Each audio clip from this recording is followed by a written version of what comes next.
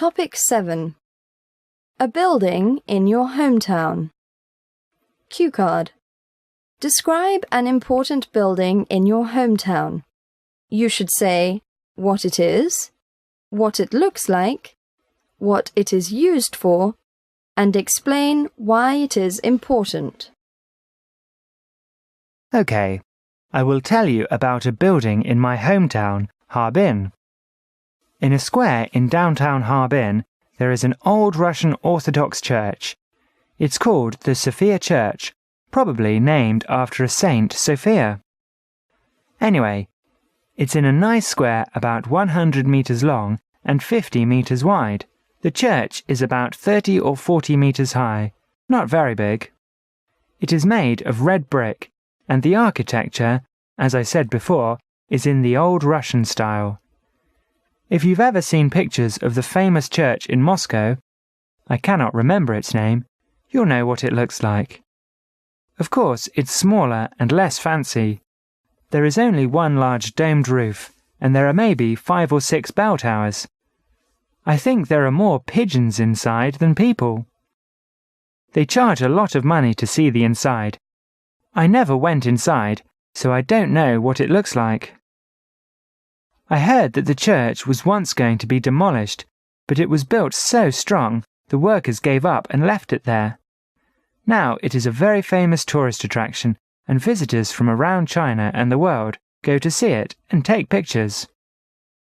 I think it's important because it is a historical relic and a little peaceful place in the busiest part of the city. It's also part of the city's image. Harbin is an interesting mixture of both old and new.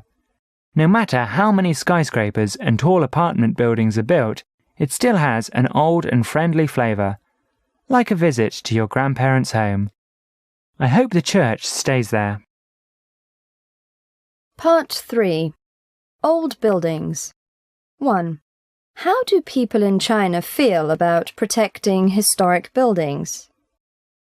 I think people are beginning to understand the principle that old buildings are sometimes, I don't say always, treasures to be preserved.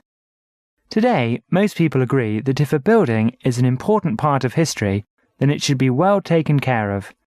But I think what's missing is the protection of the building's atmosphere. It's not enough to just keep the bricks and mortar from falling apart. You also have to be careful you don't ruin its appeal to visitors by having it overly touristy. The Forbidden City here in Beijing is a good example. It's an amazing place, but it's really boring now, because it has no atmosphere. It's so crowded with sellers, tourists, tour guides and shop vendors that you feel like you are just in a shopping street, not an ancient seat of imperial power. 2. Is it important to preserve old buildings?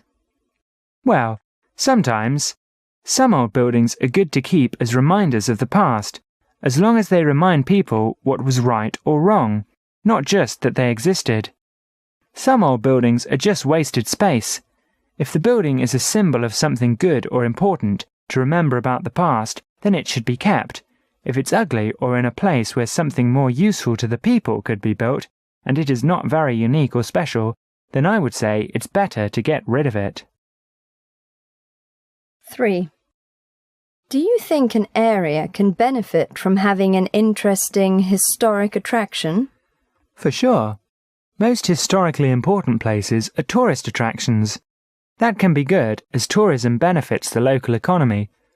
Also, attractions can give locals something to be proud of and a reason to live and work there. If the historic building or natural wonder is not a major focus or is too neglected and out of touch with the present, then such historic places lend a kind of dignity to an area. They show the past and present are well integrated, which suggests a vision and plan for the future. 4. What do you think will happen to historic buildings in the future? I think there will be less of them, but the ones that remain will be well preserved. I think a lot of old buildings will become like little islands of the past in an ocean of a modern world. At least that's what I think will happen here in Beijing. I really don't know how historic buildings in other places around China will hold up. Probably a lot of them will lose their uniqueness and beauty to over-tourism.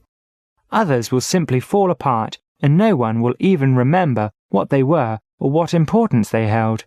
That's what time does. Housing. 5. Compare old houses and modern houses. Which do people prefer to live in?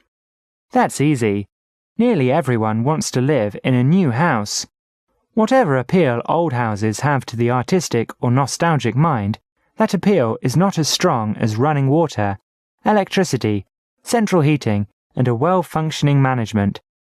It's mostly the older generation, or my parents' generation, that prefers old houses to new.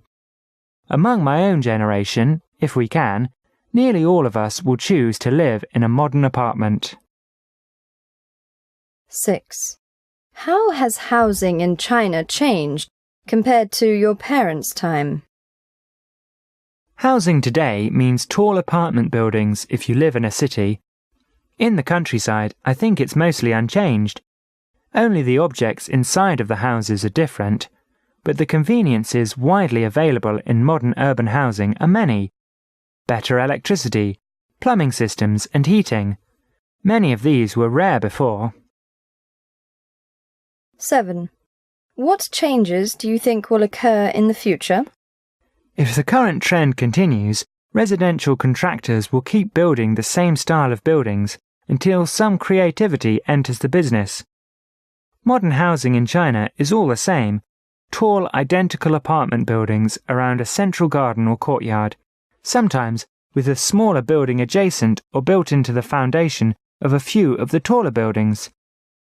It will probably be many years before this trend is reversed. That's too bad, because a lot of what is being built today is wasting space and materials. But I'm hopeful that it will change, even if it takes a while. 8. What factors do people consider when deciding where to live? Scenery, convenient transport, availability of stores and restaurants, noise or pollution levels nearby. The list goes on and on. Then, of course, there are the actual attributes of the apartment complex they choose, whether it has hot water and central heating, and what ventilation system is used. But in the end, the cost of living is the biggest factor. If one's income is high enough, then he can afford to be choosy about the other factors. 9. How do you think the climate of a place affects the way buildings are constructed? The design. I don't think climate affects it that much. The outer design of a building can be pretty much the same, whether it's in a temperate, cold or hot climate. It's more the structure that matters. Buildings that are further north are generally built with more insulation and double-pane glass.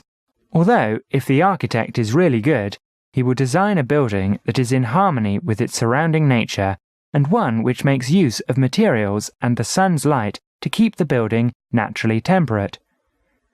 This is also good for the environment as it uses less energy to keep it cool or warm.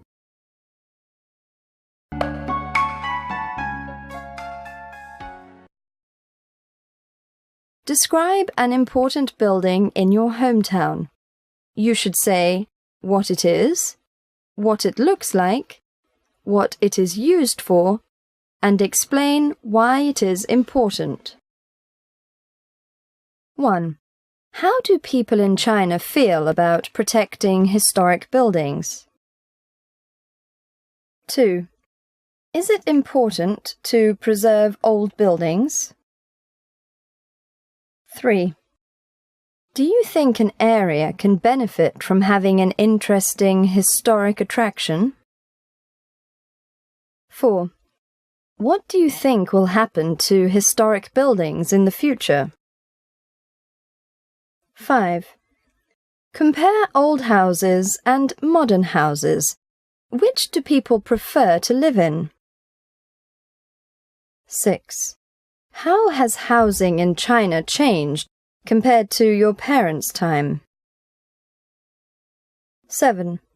What changes do you think will occur in the future? 8. What factors do people consider when deciding where to live? 9. How do you think the climate of a place affects the way buildings are constructed? The design